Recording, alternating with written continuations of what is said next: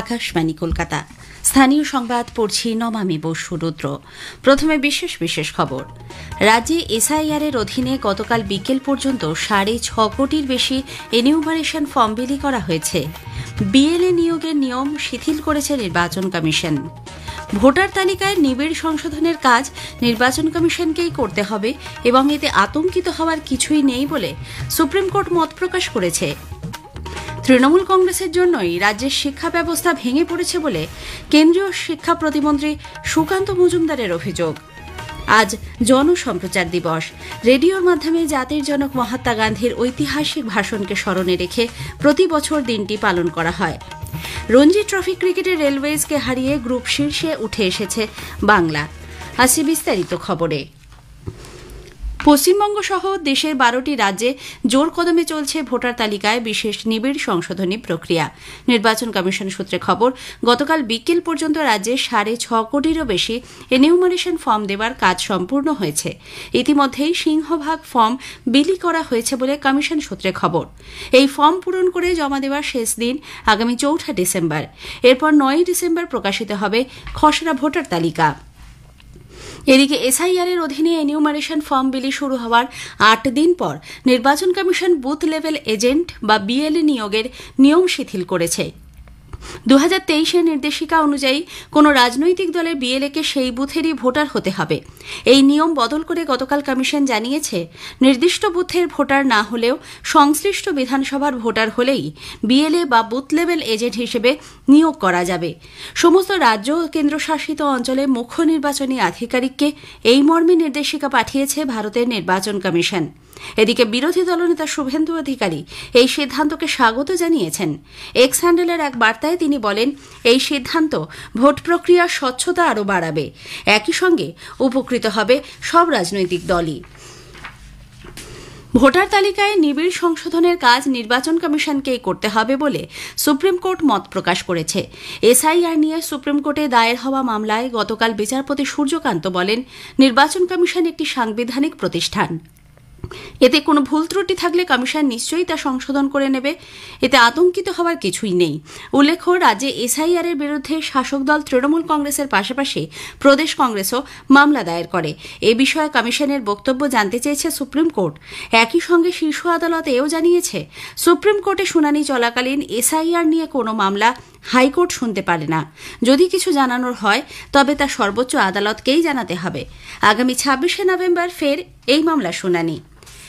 রাজ্যে এসআইআর এর বিরোধিতা করায় তৃণমূল কংগ্রেসের বিরুদ্ধে সরব হয়েছে বিজেপি। দলের রাজ্য সভাপতি শ্রমিক ভট্টাচার্য জানিয়েছেন, তৃণমূল কংগ্রেস বিভিন্ন দুর্নীতি ঢাকতেই এই প্রক্রিয়ার বিরোধিতা করছে। মুখ্যমন্ত্রী এসআইআর নিয়ে কথা বলছেন একটাই কারণে, নিজের পাপ, তার দলের পাপ ঢেকে রাখবার জন্য। আর এসআইআর কে ঢাল করে কতদিন চলবে? মানুষ ভুলবে না। মানুষ রাজনৈতিকভাবে অচেতন নয়, পশ্চিমবঙ্গের মানুষ মূর্খ নয়। ভোটার তালিকায় বিশেষ নিবিড় সংশোধনী বা এসআইআর নিয়ে আজ প্রচারিত হবে একটি বিশেষ আলোচনা। এতে অংশ নিয়েছেন পশ্চিমবঙ্গের অতিরিক্ত মুখ্য নির্বাচনী আধিকারিক অরিন্দম নিয়োগী। তাঁর সঙ্গে কথা বলেছেন সন্দীপন দাশগুপ্ত। অনুষ্ঠানটি শোনা যাবে রাত 9:30 থেকে গীতাঞ্জলি প্রচার তরঙ্গে এবং ডিটিএইচ পরিষেবায়। রাজ্যের বিভিন্ন উন্নয়নমূলক কাজের বিস্তারিত প্রকল্প প্রতিবেদন ডিপিআর তৈরির ক্ষেত্রে মনুষ্যঘটিত ভুল রোধ ও দ্রুততা আনতে নতুন প্রযুক্তি চালু করছে রাজ্য সরকার। সিস্টেম জেনারেটেড ডিপিআর নামে ওই পদ্ধতিতে এবার থেকে সম্পূর্ণ স্বয়ংক্রিয়ভাবে সরকারি প্রকল্পের হিসেব নিকেশ ও রিপোর্ট প্রস্তুত হবে। এতদিন পর্যন্ত ম্যানুয়ালি ডিপিআর তৈরি করতে গিয়ে বারবার ভুল দেখা দিচ্ছিল। এর ফলে ডিপিআর তৈরি বিলম্বিত হচ্ছিল এবং প্রকল্পের কাজও পিছিয়ে যাচ্ছিল। সেই সমস্যা কাটাতেই এই নতুন ব্যবস্থা আনা হয়েছে। নতুন পদ্ধতিতে নির্দিষ্ট কোনো প্রকল্পের দায়িত্বপ্রাপ্ত ইঞ্জিনিয়ার কেবলমাত্র প্রয়োজনীয় উপকরণের পরিমাণ উল্লেখ করলে স্বয়ংক্রিয়ভাবে মোট ব্যয় নির্ণয় করে সম্পূর্ণ ডিপিআর তৈরি হয়ে যাবে। বিশেষত রাস্তা নির্মাণ ও সংস্কার প্রকল্পে এই পদ্ধতি সবচেয়ে বেশি কার্যকর হবে বলে আশা করা হচ্ছে। এ রাজ্যের রাজ্যপাল হিসেবে 3 বছর উপলক্ষে রাজ্যপাল সিভি আনন্দ বোস এবার পশ্চিমবঙ্গের গ্রামীণ এলাকার বাসিন্দাদের প্রকৃত অবস্থা জানতে সেখানে রাত্রিবাস করার সিদ্ধান্ত নিয়েছেন। আমার কর্মসূচির আওতায় রাজ্যপাল ইতিমধ্যেই রাজ্যের বিভিন্ন প্রত্যন্ত গ্রামীণ এলাকা পরিদর্শন করেছেন। ওই কর্মসূচির পরবর্তী ধাপ হিসেবে গ্রামে রাত্রি যাপনের এই সিদ্ধান্ত বলে রাজভবন সূত্রে জানা গেছে। গ্রামের বাসিন্দাদের মধ্যে থেকে রাজ্যপাল তাদের সমস্যা ও অভাব অভিযোগ সম্পর্কে অবহিত হবেন ও তার সমাধানে প্রয়োজনীয় পদক্ষেপ নেবেন। এ খবর আপনারা শুনছেন আকাশবাণী কলকাতা কেন্দ্র থেকে। তৃণমূল কংগ্রেস সরকারের জন্য রাজ্যের শিক্ষা ব্যবস্থা ভেঙে পড়েছে বলে কেন্দ্রীয় শিক্ষা প্রতিমন্ত্রী সুকান্ত মজুমদার অভিযোগ করেছেন। কলকাতায় গতকাল এক সাংবাদিক বৈঠকে তিনি বলেন, দেশ যখন উদ্ভাবন ও কর্মসংস্থানের দিকে এগিয়ে যাচ্ছে, সে সময় রাজ্যে প্রাথমিক ও মাধ্যমিক শিক্ষা ব্যবস্থা পুরোপুরি ভেঙে পড়েছে। শিক্ষাক্ষেত্রে দুর্নীতির কারণে 2019 থেকে 24 সালের মধ্যে প্রায় 9 লক্ষ পড়ুয়া শৃঙ্খলা ও নিরাপত্তা বজায় রাখতে কর্তৃপক্ষকে রাজ্য পুলিশের সঙ্গে সামঞ্জস্য রেখে চলতে হবে। এ ব্যাপারে সরকারি অর্থ পাওয়ার পর বিশ্ববিদ্যালয় কর্তৃপক্ষ কী ব্যবস্থা নিল সে সংক্রান্ত একটি রিপোর্ট 18 নভেম্বরের মধ্যে জমা দেওয়ার নির্দেশও দিয়েছে বেঞ্চ। আজ জনসম্প্রচার দিবস। রেডিওর মাধ্যমে জাতির জনক মহাত্মা গান্ধীর ঐতিহাসিক ভাষণকে স্মরণে রেখে প্রতি বছর 12 নভেম্বর দিনটি পালন করা হয়। ভারতের সম্প্রচার জগতের ইতিহাসে এই দিনটি উল্লেখযোগ্য। 1940 সালের আজকের দিনে মহাত্মা গান্ধী নতুন দিল্লির ব্রডকাস্টিং হাউস বা সম্প্রচার ভবনে প্রথমবার পা রেখেছিলেন। দীপাবলি উৎসবের এক বিশেষ অনুষ্ঠানে তিনি কুরুক্ষেত্রে বসবাসকারী শোকার্ত ভারতীয় এবং পাকিস্তান থেকে আসা উদ্বাস্তুদের উদ্দেশ্যে ভাষণ দেন। শ্রী গান্ধী তাঁর ভাষণে জানান, জনগণের দুঃখে পীড়িত হয়েই তিনি ভাষণের মাধ্যমে তাদের কাছে পৌঁছানোর চেষ্টা করছেন। দুঃখ के साथ मिल जाना वो तो मेरा जीवन भर का प्रयत्न है, जीवन भर का मेरा पेशा है। जब मैंने सुना कि आप लोगों में करीब 2.5 लाख रिफ्यूजी पड़े हैं और मैंने सुना कि अभी भी लोग आते ही रहते हैं, तो मुझको बड़ा दुख हुआ, मुझे चोट लगी और मुझको ऐसा ही हुआ कि मैं आपके पास पहुंच जाऊं। চলচ্চিত্রকে এখনো আমাদের দেশে অভিভাবকরা শিক্ষার মূলধারায় ভাবতে রাজি নন বলে মত প্রকাশ করেছেন সিনেমা জগতের বিশিষ্টজনেরা। 31তম কলকাতা আন্তর্জাতিক চলচ্চিত্র উৎসবে গতকাল ওপেন ফোরামে ভারতীয় সিনেমার কি কি প্রয়োজন শীর্ষক বিশেষ আলোচনা হয়। আজ সকালে পরিচালক রাজা মিত্রকে শ্রদ্ধা জানাতে চলচ্চিত্র শতবার্ষিকী সেলুলয়েড প্রযুক্তির মাধ্যমে দেখানো হবে 1997 সালে তাঁর তৈরি নয়নতারা ছবিটি। বিকেলে শিশির মঞ্চে ঋত্বিক ঘটক স্মারক আলোচনায় অংশ নেবেন আদুর গোপাল কৃষ্ণন এবং অনুপ সিং। প্রতিদিনই একটু একটু করে কমছে তাপমাত্রার পারদ। আলিপুরে সর্বনিম্ন তাপমাত্রার রেকর্ড করা হয়েছে 17.2 ডিগ্রি সেলসিয়াস, যা স্বাভাবিকের থেকে 3.1 ডিগ্রি কম। গতকাল সর্বোচ্চ তাপমাত্রাও ছিল স্বাভাবিকের প্রায় 2.5 ডিগ্রির নিচে। দক্ষিণবঙ্গের প্রায় সব জেলাতেই তাপমাত্রা স্বাভাবিকের থেকে কম। অন্যদিকে দার্জিলিং পাহাড়ি এলাকায় গতকাল তাপমাত্রা নেমেছিল 8 ডিগ্রি সেলসিয়াসে। তবে উত্তরবঙ্গের বাকি 5 জেলায় সর্বনিম্ন তাপমাত্রা এখনও স্বাভাবিকের ওপরে। গুজরাটের সুরাটে লালভাই কন্ট্রাক্টর স্টেডিয়ামে রঞ্জি ট্রফি ক্রিকেটে গতকাল বাংলা রেলওয়েজকে 1 ইনিংস ও 120 রানে হারিয়ে দিয়েছে। সংক্ষিপ্ত স্কোর বাংলা 474, রেলওয়েজ 222 ও 132। এই জয়ের ফলে 4 ম্যাচে 20 পয়েন্ট নিয়ে বাংলা এলিট সি গ্রুপের শীর্ষস্থানে উঠে এল। পরের ম্যাচে বাংলা 16 নভেম্বর রবিবার আসামের বিরুদ্ধে কল্যাণীর বেঙ্গল ক্রিকেট একাডেমির মাঠে খেলবে। শেষ করার আগে স্থানীয় সংবাদের বিশেষ কিছু অংশ আরও একবার। রাজ্যে এসআইআর এর অধীনে গতকাল বিকেল পর্যন্ত 6.5 কোটির বেশি এনিউমারেশন ফর্ম বিলি করা হয়েছে। বিএলএ নিয়োগের নিয়ম শিথিল করেছে নির্বাচন কমিশন। ভোটার তালিকায় নিবিড় সংশোধনের কাজ নির্বাচন কমিশনকেই করতে হবে এবং এতে আতঙ্কিত হওয়ার কিছুই নেই বলে সুপ্রিম কোর্ট মত প্রকাশ করেছে। আজ জনসম্প্রচার দিবস। রেডিওর মাধ্যমে জাতির জনক মহাত্মা গান্ধীর ঐতিহাসিক ভাষণকে স্মরণে রেখে প্রতি বছর দিনটি পালন করা হয়। স্থানীয় সংবাদ শেষ। আকাশবাণী খবর পড়ছি প্রবাল বন্দ্যোপাধ্যায়। এখনকার বিশেষ খবর। প্রধানমন্ত্রী নরেন্দ্র মোদী দিল্লি বিস্ফোরণের ঘটনার ষড়যন্ত্রকারীদের কড়া হুঁশিয়ারি দিয়ে বলেছেন, কাউকে রেয়াত করা হবে না, ক্ষতিগ্রস্তরা ন্যায় বিচার পাবেন। ভুটান সফরে দুদেশের সম্পর্কের উন্নতির লক্ষ্যে একাধিক পদক্ষেপের কথা ঘোষণা করেছেন প্রধানমন্ত্রী। রাষ্ট্রপতি দ্রৌপদী মুর্মু বতসোয়ানার রাষ্ট্রপতি দুমা বকোর সঙ্গে আজ গাবরনে দ্বিপাক্ষিক বৈঠকে মিলিত হবেন। বিদেশমন্ত্রী ড এস জয়শঙ্কর আজ কানাডার অন্টারিওতে G7 গোষ্ঠীর বিদেশমন্ত্রী সম্মেলনে যোগ দিচ্ছেন। বিহার বিধানসভা নির্বাচনের দ্বিতীয় তথা চূড়ান্ত পর্বে ভোটদান নির্বিঘ্নে সম্পন্ন হয়েছে। ভোটদানের হার ছিল 69.12%। আজ জনসম্প্রচার দিবস। রেডিওর মাধ্যমে জাতির জনক মহাত্মা গান্ধীর ঐতিহাসিক ভাষণকে স্মরণে রেখে প্রতি বছর 12 নভেম্বর দিনটি পালন করা হয়। আসছে বিস্তারিত সংবাদে। প্রধানমন্ত্রী নরেন্দ্র মোদী বলেছেন, দিল্লির ভয়াবহ বোমা বিস্ফোরণের ঘটনায় চক্রান্তকারীদের কাউকে রেহাই দেয়া হবে না।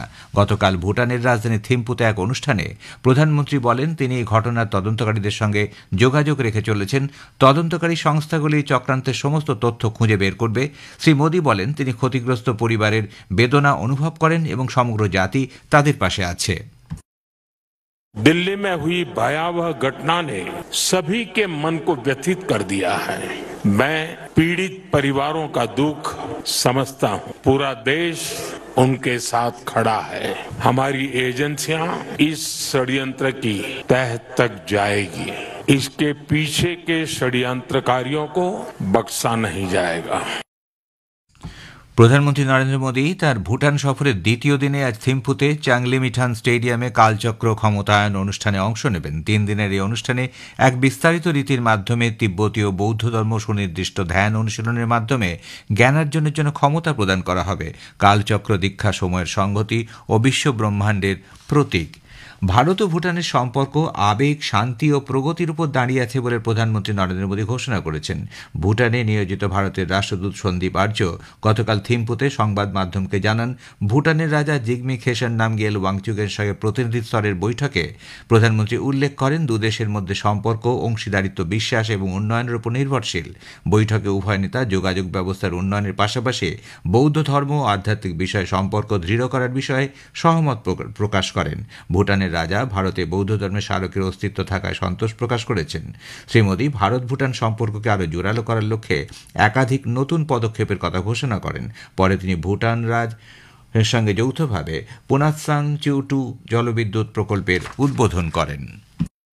भूटान में 1000 मेगावाट से अधिक का एक नया हाइड्रो इलेक्ट्रिक प्रोजेक्ट लॉन्च कर रहे हैं, जिससे भूटान की हाइड्रो पावर कैपेसिटी में 40% की बढ़ोतरी हुई है। लंबे समय से रुके हुए एक और हाइड्रो इलेक्ट्रिक प्रोजेक्ट पर भी फिर से काम शुरू होने जा रहा है और ये हमारी पार्टनरशिप सिर्फ हाइड्रो इलेक्ट्रिक तक सीमित नहीं है।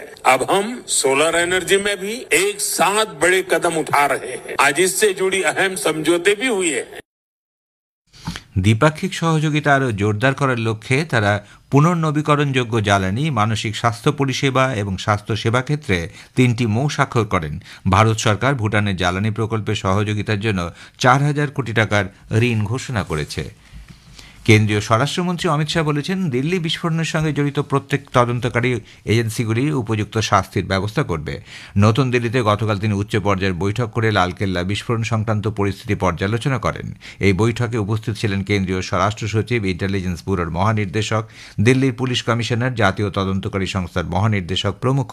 শ্রী শাহ এদিন বলেছেন, প্রত্যেক দোষী ব্যক্তিকে খুঁজে বের করে কঠোর ব্যবস্থা নিতে হবে। উল্লেখ্য, এই ঘটনার তদন্তভার দেওয়া হয়েছে জাতীয় তদন্তকারী সংস্থা এনআইএ-কে। এদিকে শহরের বিভিন্ন স্পর্শকাতর স্থানে নিরাপত্তা ব্যবস্থা জোরদার করা হয়েছে। দিল্লি পুলিশ এই ঘটনায় বেআইনি কার্যকলাপ প্রতিরোধ আইন ইউএপিএ, বিস্ফোরক আইন এবং ভারতীয় ন্যায় সংহিতার বিভিন্ন ধারায় মামলা রুজু করেছে। দিল্লি মেট্রো রেল নিরাপত্তার কারণে লালকেল্লা মেট্রো স্টেশন বন্ধ রাখছে। লালকেল্লাও আগামীকাল পর্যন্ত পর্যটকদের জন্য বন্ধ রাখা হচ্ছে। জাতীয় রাজধানীতে বর্তমান পরিস্থিতিতে দিল্লি বিমানবন্দরের নিরাপত্তা ব্যবস্থা আরও আঁটোসাঁটো করা হয়েছে। এক নির্দেশিকায় দিল্লি আন্তর্জাতিক বিমানবন্দর লিমিটেড ডিআইএল যাত্রী সাধারণকে তাদের ভ্রমণ পরিকল্পনা পরিস্থিতি অনুযায়ী প্রস্তুত করতে বলেছেন এবং শেষ মুহূর্তের ব্যস্ততা এড়াতে বিমান ওড়ার অনেক আগেই বিমানবন্দরে আসার পরামর্শ দিয়েছেন। পুলওয়ামা ও দিল্লির জাতীয় রাজধানী অঞ্চলে বেশ কিছু জায়গায় তল্লাশি চালিয়ে নিরাপত্তা এজেন্সিগুলি বহু পরিমাণ বিস্ফোরক উদ্ধার করেছে। সূত্রের খবর, হরিয়ানার ফরিদাবাদ অঞ্চলে চলতি মাসের 9 ও 10 তারিখে ডিটোনেটর, টাইমার ও বোমা তৈরির বিভিন্ন মাল মশলা সহ প্রায় 3000 কিলোগ্রাম বিস্ফোরক বাজেয়াপ্ত করা হয়। সূত্রে আরও জানা গেছে, দিল্লিতে বোমা বিস্ফোরণের ঘটনার প্রেক্ষিতে এই বিষয়গুলিতে আরও সন্দেহ তৈরি হচ্ছে। রাষ্ট্রপতি দ্রৌপদী মুর্মু আজ বতসোয়ানার রাষ্ট্রপতি দুমা বোকোর সঙ্গে গাবরনে দ্বিপাক্ষিক বৈঠকে মিলিত হবেন। বিনিয়োগ, প্রযুক্তি, শক্তি, কৃষি, স্বাস্থ্য, ফার্মাসিউটিক্যালস, প্রতিরক্ষা ও দুদেশের মানুষের মধ্যে যোগাযোগ ও দ্বিপাক্ষিক সহযোগিতার নতুন পথ খুঁজে বার করতে তারা মতবিনিময় করবেন। রাষ্ট্রপতি মুর্মু সেদেশের সাংসদদের সঙ্গে আলাপচারিতায় যোগ দেবেন। এছাড়াও সেদেশে বসবাসরত ভারতীয় সম্প্রদায়ের সঙ্গেও তার সাক্ষাতের কথা আছে। এর পাশাপাশি তিনি বতসোয়ানার ঐতিহাসিক স্থলগুলি পরিদর্শন করবেন। খবর শুনছেন আকাশবাণী থেকে। বিদেশমন্ত্রী ড এস জয়শঙ্কর আজ কানাডার অন্টারিওতে G7 গোষ্ঠীর বিদেশমন্ত্রীদের সম্মেলনে যোগ দেবেন। কানাডার বিদেশমন্ত্রী অনিতা আনন্দের আমন্ত্রণে তিনি এই বৈঠকে যোগ দিচ্ছেন। বিদেশ মন্ত্রকের এক বিবৃতিতে জানানো হয়েছে, ড জয়শঙ্কর এই সম্মেলনে যোগদানের পাশাপাশি একাধিক দ্বিপাক্ষিক বৈঠক করবেন বলে মনে করা হচ্ছে। বিহার বিধানসভা নির্বাচনের শেষ পর্বে ভোটদানের হার ছিল ৬৯.12%। ৬ই নভেম্বর এবং ১১ই নভেম্বর দুটি পর্বে ২৪৩টি বিধানসভা আসনে ভোট গ্রহণ অনুষ্ঠিত হয়। নতুন দিল্লিতে সাংবাদিক বৈঠকে মুখ্য নির্বাচন কমিশনার জ্ঞানেশ কুমার বলেন, বিহারের ভোটাররা একটি ইতিহাস তৈরি করেছেন। ১৯৫১ সালের পর থেকে যতগুলি নির্বাচন হয়েছে তার মধ্যে এবার সর্বোচ্চ ভোটদানের হার রেকর্ড করা হচ্ছে। আমাদের সংবাদদাতা জানিয়েছেন, এই নির্বাচনের সবচেয়ে উল্লেখযোগ্য ঘটনা ছিল নারী ভোটারদের উৎসাহী অংশগ্রহণ, যারা পুরুষদের তুলনায় বেশি সংখ্যায় ভোট দিয়েছেন। বিহারের দ্বিতীয় পর্যায়ের ভোট গ্রহণ শেষ হওয়ার পর প্রকাশিত বেশিরভাগ বুথ ফেরত সমীক্ষায় এনডিএকে এগিয়ে রাখা হয়েছে। বিভিন্ন বেসরকারি নিউজ চ্যানেলে করা সমীক্ষাগুলিতে বলা হয়েছে, এনডিএ স্বচ্ছন্দে সংখ্যাগরিষ্ঠতা পাবে। সম্ভাব্য ফলাফল অনুযায়ী এনডিএ ১৩০ থেকে ১৩৮টি আসন পেতে পারে। অন্যদিকে ইন্ডি ব্লক মহাজোট পেতে পারে ১০০ থেকে ১০৮টি আসন।